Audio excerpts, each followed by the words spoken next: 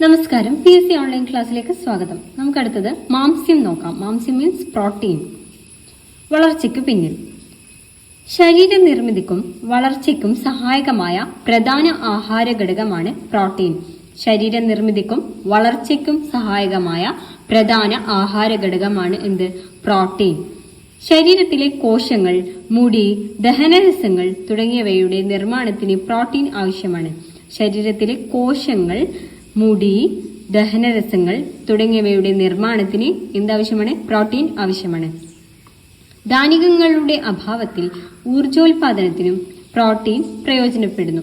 ധാന്യങ്ങളുടെ അഭാവത്തിൽ, ധാന്യങ്ങൾ ഇല്ലെങ്കിൽ പ്രോട്ടീൻ ആണ് പ്രയോജനപ്പെടുത്തുക.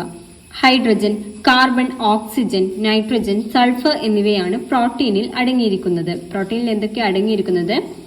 Hydrogen, carbon, oxygen, nitrogen, sulphur എന്നിവയാണ് പ്രോട്ടീനിൽ അടങ്ങിയിരിക്കുന്നത്. ഒരാളുടെ ശരീരഭാഗത്തിനനുസരിച്ച് 1 കിലോഗ്രാമിന് 1 ഗ്രാം എന്ന തോതിൽ പ്രോട്ടീൻ ഓരോ ദിവസവും ഭക്ഷണത്തിൽ നിന്നും ലഭിക്കണം. അപ്പോഴെങ്ങനെയാണ്? ഒരാളുടെ ശരീരഭാരത്തിനനുസരിച്ച് കിലോഗ്രാമിന് 1 ഗ്രാം എന്ന തോതിലാണ് പ്രോട്ടീൻ ഓരോ ദിവസവും ഭക്ഷണത്തിൽ നിന്ന് ലഭിക്കേണ്ടത്. അടുത്തത് ഒരു രോഗമാണ്, നമുക്ക് നോക്കാം. ക്വാഷിയോർക്കർ എന്ന രോഗം എന്താണ്? പ്രോട്ടീന്റെ അഭാവം മൂലം ഉണ്ടാവുന്ന ഒരു രോഗമാണ് ക്വാഷിയോർക്കർ. പ്രോട്ടീന്റെ അഭാവം മൂലം, പ്രോട്ടീൻ ഇല്ല എങ്കിൽ രോഗം വരുന്നതാണ് ക്വാഷിയോർക്കർ എന്ന രോഗം. ഇത് ബാധിച്ചവരുടെ ശരീരം ശോഷിച്ചും വയർ വീർത്തുമിരിക്കും. ഈ കുട്ടിയെ കണ്ടില്ലേ? ശരീരം ശോഷിച്ചും വയർ വീർത്തിട്ടാണ് ഇരിക്കുന്നത്. ആ രോഗം എന്താണ്? ക്വാഷിയോർക്കർ. അടുത്തത് ഭക്ഷ്യവസ്തു ആൻഡ് പ്രോട്ടീൻ ഓരോ ഗ്രാമിനനുസരിച്ചിട്ടുള്ളതാണ്. ഈ ഒരു ചാർട്ട് നോക്കിക്കോളൂ. നമുക്ക് അടുത്തത് കൊഴുപ്പിലേക്ക് പോകാം. കൊഴുപ്പ് അഥവാ ഫാറ്റ്.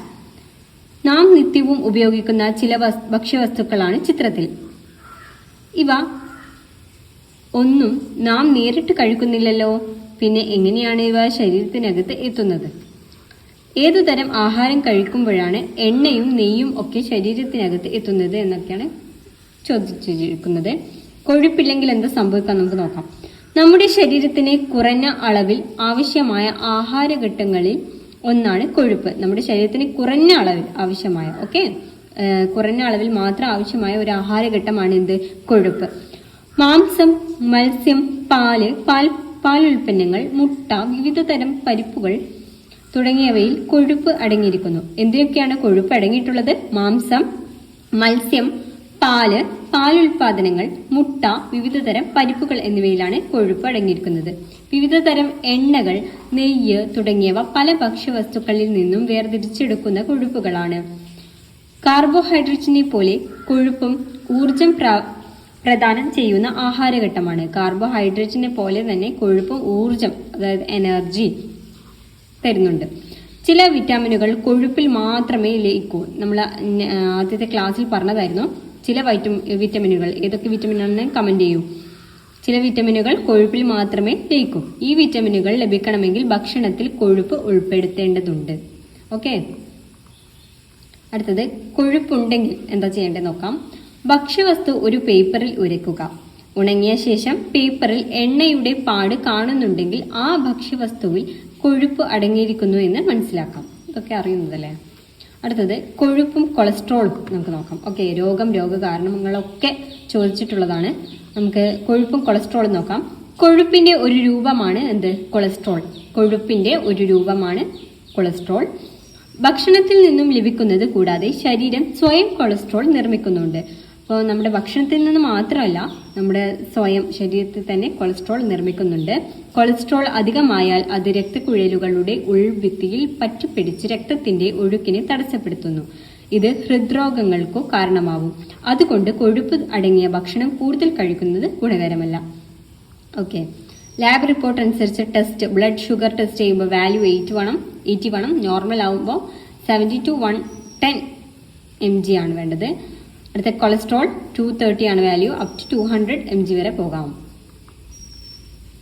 അടുത്തത് വറുത്തെടുത്ത ആഹാര വസ്തുക്കൾ നിങ്ങൾക്ക് കൂടുതൽ ഇഷ്ടമല്ലേ? ഇത് കൂടുതൽ കഴിക്കുമ്പോൾ കൊഴുപ്പിന്റെ അളവിൽ എന്തു വ്യത്യാസമാണ് ഉണ്ടാവുക എന്നൊക്കെയാണ് ചോദിച്ചിട്ടുള്ളത്. അടുത്തത് നമുക്ക് ജീവകങ്ങൾ നോക്കാം. ജീവകങ്ങൾ മീൻസ് വൈറ്റമിൻസ്. നമ്മുടെ ഭക്ഷണ രീതിയുമായി ബന്ധപ്പെട്ട ഒരു പഠന റിപ്പോർട്ട് ശ്രദ്ധിക്കൂ. നിങ്ങൾ ഒരു ദിവസം ഏതെങ്കിലും പച്ചക്കറികളും പഴങ്ങളും കഴിക്കുന്നുണ്ട്. ഏതൊക്കെയാണ് കഴിക്കുന്നതെന്ന് ചോദിക്കുന്നത്. ഒരു ദിവസം ഏകദേശം എത്ര അളവിൽ കഴിക്കുന്നുണ്ട്? ശാസ്ത്ര പുസ്തകത്തിൽ പട്ടിക എഴുതുക. അത് കുട്ടികൾക്കുള്ളതാണ്. പഠന റിപ്പോർട്ടിൽ നിന്ന് നമുക്ക് നോക്കാം. ഇന്ത്യൻ മെഡിക്കൽ ഗവേഷണ കൗൺസിൽ ശുപാർശ ചെയ്തിരിക്കുന്നത് പ്രായപൂർത്തിയായ ഒരു ഇന്ത്യൻകാരൻ ദിവസവും 295 ഗ്രാം പച്ചക്കറികൾ ഭക്ഷിക്കണമെന്നാണ്.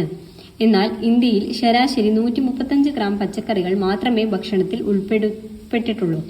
കേരളത്തിൽ ഒരാൾ ശരാശരി 50 ഗ്രാം പച്ചക്കറികൾ ആണ് ഒരു ദിവസം കഴിക്കുന്നത്. അടുത്തത് ആരോഗ്യം നമുക്ക് നോക്കാം. ശരിയായ ആരോഗ്യത്തിനും സുഗമമായ ശാരീരിക പ്രവർത്തനങ്ങൾക്കും ഒഴിച്ചുകൂടാനാവാത്ത ആഹാര ഘടകങ്ങളാണ് വിറ്റാമിനുകളും ധാതുലവണങ്ങളും. ഇവ കുറഞ്ഞ അളവിലേ നമ്മുടെ ശരീരത്തിൽ ആവശ്യമുള്ളൂ.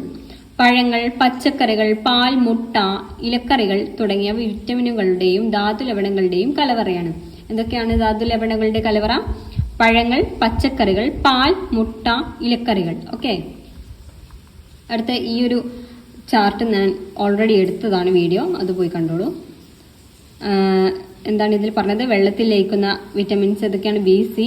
കൊഴുപ്പിൽ ലയിക്കുന്നത് A, D, E, K. Okay, അടുത്തത് അടച്ചു വെച്ചില്ലെങ്കിൽ, ഫുഡ് ഐറ്റംസ് അടച്ചു വെച്ചില്ലെങ്കിൽ എന്താ സംഭവിക്കാൻ നോക്കാം. പഴങ്ങളും പച്ചക്കറികളും വേവിക്കുമ്പോൾ അവയിൽ വിറ്റമിൻ സി നീരാവിയിൽ ലയിക്കുന്നു. അപ്പൊ നമ്മള് പഴവും പച്ചക്കറിയും ഒക്കെ വേവിക്കുന്നവരാണ്. അപ്പൊ അതങ്ങനെ വേവിക്കുമ്പോൾ വിറ്റാമിൻ സി ആണ് നീരാവിയിൽ ലയിക്കുന്നത്. ഇത് നീരാവിയോടൊപ്പം എളുപ്പം പുറത്തു പോകുന്നു. അതിനാൽ അടച്ചു വേവിക്കുന്നതാണ് നല്ലത്. അപ്പൊ ഏത് വിറ്റാമിനാണ് പുറത്തു പോകുന്നത്? Vitamin C. ഓക്കെ, അടുത്തത് ധാതു ലവണങ്ങൾ, അതായത് മിനറൽസ്. മോൾക്ക് ചെറിയ വിളർച്ചയുണ്ട്, ഇലക്കറികൾ നന്നായി കൊടുക്കണം. അപ്പം വിളർച്ച വരുമ്പോൾ എന്താണ് കൊടുക്കേണ്ടത്? ഇലക്കറികൾ കഴിച്ചാൽ വിളർച്ച മാറുന്നത് എങ്ങനെയാണ്? നമുക്ക് നോക്കാം. ഇരുമ്പിൽ അടങ്ങിയിരിക്കുന്നത് രക്തത്തിന്റെ ഹീമോഗ്ലോബിന്റെ നിർമ്മാണം എന്താണ് സഹായിക്കുന്നത്? ഇരുമ്പ് ഉള്ള ഏതൊക്കെയാണ് ഫുഡ് ഐറ്റംസ്? ഇലക്കറികൾ, മത്തൻകുരു, മുതിര, ശർക്കര, കരൾ എന്നിവയാണ് ഇരുമ്പ് കിട്ടാൻ വേണ്ടിയിട്ട് സഹായിക്കുന്നത്. അപ്പൊ ഇരുമ്പ് എന്താ ചെയ്യുന്നത്? രക്തത്തിലെ ഹീമോഗ്ലോബിന്റെ നിർമ്മാണമാണ് ചെയ്യുന്നത്. ഇലക്കറികൾ, മത്തൻകുരു, മുതിര, ശർക്കര, കരൾ എന്നിവയൊക്കെയാണ് ഇരുമ്പ്, അയൺ അടങ്ങിയിട്ടുള്ളത്. അടുത്തത് നമുക്ക് നോക്കാം. Calcium and phosphorus. അതിനായി കഴിക്കേണ്ടത് ഏത്തപ്പഴം, മരച്ചീനി, ചേന, ഇലക്കറികൾ, പാലുൽപ്പന്നങ്ങൾ. മാച്ച് ദ ഫോളോയിങ് ഒക്കെ ആയിട്ട് ചോദിക്കാൻ പറ്റിയൊരു ചോദ്യമാണ്. കാൽസ്യം, ഫോസ്ഫറസിന്റെ ഏത്തപ്പഴം, മരച്ചീനി, ചേന, ഇലക്കറികൾ, പാലുൽപ്പന്നങ്ങൾ. എല്ലുകളുടെയും പല്ലുകളുടെയും നിർമ്മാണത്തിനും പേശികളുടെയും നാഡികളുടെയും പ്രവർത്തനത്തിനുമാണ് കാൽസ്യം ആൻഡ് ഫോസ്ഫറസ് യൂസ് ചെയ്യുന്നത്. ഫുഡ് ഐറ്റംസ് എന്തൊക്കെയാണ്? ഏത്തപ്പഴം, മരച്ചീനി, ചേന, ഇലക്കറികൾ, പാലുൽപ്പന്നങ്ങൾ. ഓക്കെ, അടുത്തത് സോഡിയം എന്താ ചെയ്യുന്നത്? ശരീരത്തിൽ ആവശ്യമായ ജലം നിർമ്മിക്കുന്നു. സോഡിയം എന്താ ചെയ്യുന്നത്? ശരീരത്തിന് ആവശ്യമായ ജലം, വാട്ടർ നിർമ്മിക്കുന്നു. ഏതിലാണ് സോഡിയം ഉള്ളത് അറിയാമായിരിക്കും. കറിയുപ്പിലാണ് സോഡിയം.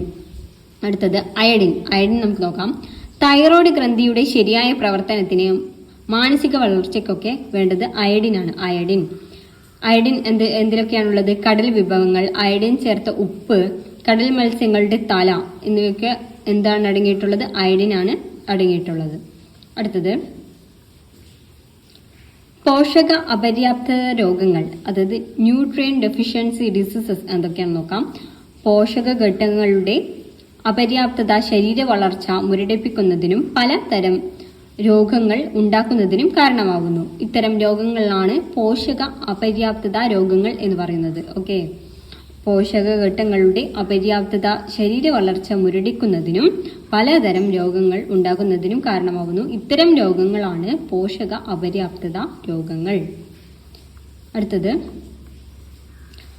പോഷക ഘടകം, അതായത് വിറ്റമിൻസ് എന്തൊക്കെയാണ്? Vitamin A, B, C, D and ഇരുമ്പ്, അയോഡിനും കൊടുത്തിട്ടുണ്ട്. അപ്പൊ അതിൽ വരുന്ന ഏതൊക്കെയാണ് രോഗങ്ങൾ എന്ന് നോക്കാം. ഓക്കെ, വൈറ്റമിൻ എ ഇല്ലെങ്കിൽ എന്താണ്? നിശാന്തത. ലക്ഷണം എന്തൊക്കെയാ? മങ്ങിയ പ്രകാശത്തിൽ കാണാൻ കഴിയില്ല. അടുത്തത് വിറ്റമിൻ ബി ഇല്ലെങ്കിൽ വായ്പുണ്ണ് വരും. വായിൽ വ്രണങ്ങളാണ് ലക്ഷണങ്ങൾ. അടുത്തത് വൈറ്റമിൻ സി ഇല്ലെങ്കിൽ സ്കർവി. അടുത്ത ലക്ഷണം എന്താണ്? മോണയിൽ പഴുപ്പും രക്തസ്രാവവും. മോണയിൽ പഴുപ്പും രക്തസ്രാവവും. അടുത്തത് വിറ്റമിൻ ഡി. വിറ്റമിൻ ഡി ഇല്ലെങ്കിൽ എന്ത് രോഗമാണ് വരിക? കണ. ഇമ്പോർട്ടൻ്റ് ആണ്. വിറ്റമിൻ ഡി, കണ. അസ്ഥികൾ കനം കുറഞ്ഞു വളയുന്നു. അതായത് അസ്ഥികളൊക്കെ കനം കുറഞ്ഞു വളയുന്ന ഒരു രോഗമാണ് കണാരോഗം. ഓക്കെ. അടുത്തത് ഇരുമ്പ് ആണെങ്കിൽ അനീമിയ. ഓക്കെ. രക്തക്കുറവ് ആൻഡ് വിളർച്ച വരും. രക്തക്കുറവ് ആൻഡ് വിളർച്ച. അടുത്തത് അയഡിൻ്റെ അറിയാലോ, നമ്മൾ പഠിച്ചില്ലേ? അയഡിൻ്റെ ഗോയിറ്റർ. എന്താണ് രോഗം? ഗോയിറ്റർ. തൊണ്ടയിൽ മുഴയാണ് ലക്ഷണം. അണ്ടർസ്റ്റാൻഡ്? അടുത്തത് ജലം നോക്കാം. ജലം മീൻസ് വാട്ടർ. ജലം നമ്മുടെ ശരീരത്തിന്റെ 2/3 ഭാഗം ജലമാണ്. നമ്മുടെ ശരീരത്തിന്റെ, ഇത് തന്നെ ഒരു ക്വസ്റ്റ്യൻ ആണ്, നമ്മുടെ ശരീരത്തിന്റെ 2/3 ഭാഗം ജലമാണ്. തലച്ചോറിന്റെ 85%, രക്തത്തിന്റെ 90%, എല്ലുകളുടെ 25% ജലമാണ്. അപ്പോൾ ഒന്നുകൂടി പറയാം. ജലത്തിന്റെ 85%, രക്തത്തിന്റെ 90%, എല്ലുകളുടെ 25% ജലമാണ്. ദഹനം ഉൾപ്പെടെയുള്ള ശാരീരിക പ്രവർത്തനങ്ങളുടെ മാധ്യമമായി പ്രവർത്തിക്കുന്നത് ജലമാണ്. മൂത്രം, വിയർപ്പ് മുതലായവയിലൂടെ പ്രതിദിനം 2.5 ലിറ്റർ ജലം നമ്മുടെ ശരീരത്തിൽ നിന്നും നഷ്ടപ്പെടുന്നു. അതിനാൽ ധാരാളം ശുദ്ധജലം നാം കുടിക്കേണ്ടതുണ്ട്. അടുത്തത് നാരുകൾ നോക്കാം. നാരുകൾ മീൻസ് ഫൈബേഴ്സ്. സസ്യാഹാരത്തിലൂടെ ലഭിക്കുന്നതും എന്നാൽ ശരീരത്തിന് ദഹിപ്പിക്കാൻ കഴിയാത്തതുമായ ഒരു തരം ധാന്യകമാണ് നാരുകൾ. എന്താണ്? സസ്യാഹാരത്തിലൂടെ ലഭിക്കുന്നതും എന്നാൽ ശരീരത്തിന് ദഹിപ്പിക്കാൻ കഴിയാത്തതുമായ ഒരു തരം ധാന്യകമാണ്. അതൊരു ക്വസ്റ്റ്യൻ ആണ്. ശരീരത്തിന് ദഹിപ്പിക്കാൻ കഴിയാത്തതായിട്ടുള്ള ഒരു തരം ധാന്യകമാണ് നാരുകൾ. ഇവ പ്രധാനമായും സെല്ലുലോസ് കൊണ്ടാണ് നിർമ്മിച്ചിരിക്കുന്നത്. ഇവ പ്രധാനമായും എന്തുകൊണ്ടാണ് നിർമ്മിച്ചിരിക്കുന്നത്? സെല്ലുലോസ് കൊണ്ടാണ് നിർമ്മിച്ചിരിക്കുന്നത്. ശരീരത്തിന് പോഷകഘട്ടങ്ങൾ നൽകുന്നില്ലെങ്കിലും നാരുകൾ വൻകുടലിലെ വിസർജ്യ വസ്തുക്കളുടെ സഞ്ചാരത്തെ സുഗമമാക്കുന്നു. അപ്പോൾ എന്താണ് യൂസേജ് എന്ന് മനസ്സിലായില്ലേ? ശരീരത്തിന് പോഷകഘട്ടങ്ങൾ നൽകുന്നില്ലെങ്കിലും നാരുകൾ എന്താ ചെയ്യുന്നത്? വൻകുടലിലെ വിസർജ്യ വസ്തുക്കളുടെ സഞ്ചാരത്തെ സുഗമമാക്കുന്നു. തവിട് അടങ്ങിയ ധാന്യങ്ങൾ, ഇലക്കറികൾ, പച്ചക്കറികൾ, വാഴയുടെ തണ്ട്, വാഴക്കൂമ്പ് എന്നിവ നാരുകളുടെ കലവറയാണ്. ഓക്കെ. അടുത്തത് സമീകൃതാഹാരം, അതായത് ബാലൻസ്ഡ് ഡയറ്റ്. നമുക്കൊക്കെ അറിയാവുന്നതായിരിക്കും ബാലൻസ്ഡ് ഡയറ്റ് എന്താണ്. ശരീരത്തിനു വേണ്ട എല്ലാ പോഷകഘട്ടങ്ങളും ആവശ്യമായ അളവിൽ അടങ്ങിയിരിക്കുന്ന ഭക്ഷണത്തെയാണ് സമീകൃതാഹാരം എന്ന് പറയുന്നത്. എന്താണ് ബാലൻസ്ഡ് ഡയറ്റ്? മേ ബി ചോദിക്കാം. Fill in the blanks. സമീകൃതാഹാരം എന്താണ്? ശരീരത്തിനു വേണ്ട എല്ലാ പോഷകഘട്ടങ്ങളും ആവശ്യമായ അളവിൽ അടങ്ങിയിരിക്കുന്ന ഭക്ഷണത്തെയാണ് സമീകൃതാഹാരം എന്ന് പറയുന്നത്.